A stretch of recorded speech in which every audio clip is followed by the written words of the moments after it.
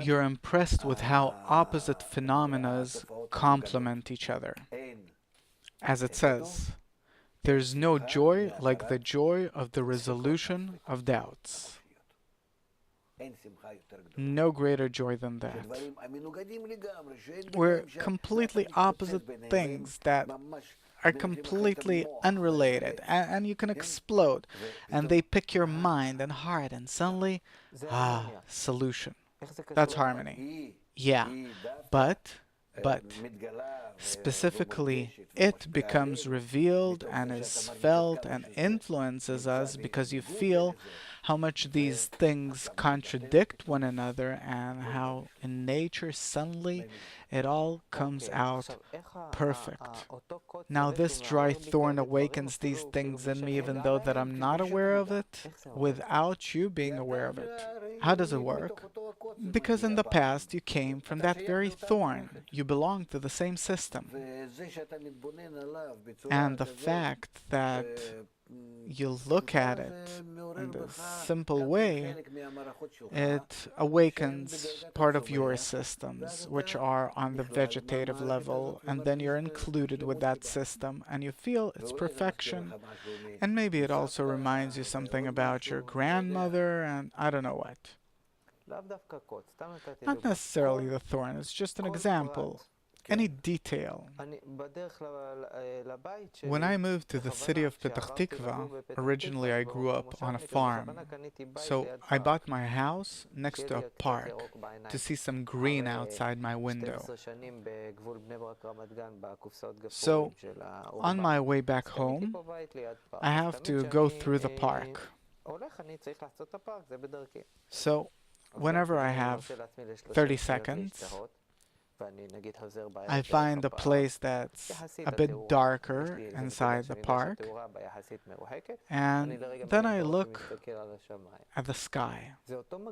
It's magnetizing. Doesn't matter what part of nature I look at, whether it's the desert or some place overseas, it doesn't matter. That's why I gave the example with the small thorn. In nature, in the tiniest natural parts and up to the greatest, biggest parts, it magnetizes you like a mother's breast for a baby. And can you explain what is it there that's influencing me? The perfection, that everywhere in nature you feel perfection. Everywhere. Wholeness, completion. People don't have that. But nature, whatever you look at, it's like babies. It's also an example. Until their additional ego awakens. But as long as they have their natural ego, when they're still like animals, they're also perfect. They're in completion. Now, there are people that hate babies and children and nature because it makes them feel the lack of their inner perfection. And therefore today, people want to lock themselves in. There is anti-culturalism in art, in music, in the different kinds of cacophony. A person does this on purpose because it pains him to feel nature's harmony and how opposite to it he really is. And from here, we get these different distorted forms of culture. But it's culture, still.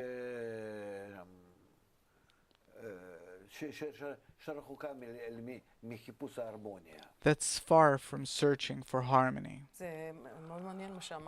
It's really interesting what you're saying. It's as if that person feels the disharmony inside of him, And then the difference, the gap between his disharmony and nature's harmony really pains. Yeah, exactly. Pains so much that a person doesn't want to feel it. He's like, nah, nah, forget about it. Let's drink some whiskey. Let's do something. It's interesting. People subconsciously, instinctively act this way. Even people that are depressed, I know that it's even hard for them to open their eyes. I have an acquaintance that, on principle, he's a rich man. He goes on vacation to some hotel in Austria, next to which there's a big pool, thousands of people inside the pool.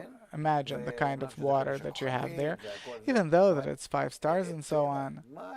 But nature, what do I need nature for? I see that he is doing it on purpose. Concrete blocks, water with chloride and other additives, and that's it. Doesn't see anything besides that. His room, well, it's not a room, it's a suite, beautiful suite, but that's it. Let's go to the mountains, something Switzerland, suppose. Something very culturized, but still. No, don't need it. He doesn't want to get close to these things, and this is how it is subconsciously because it'll pain him.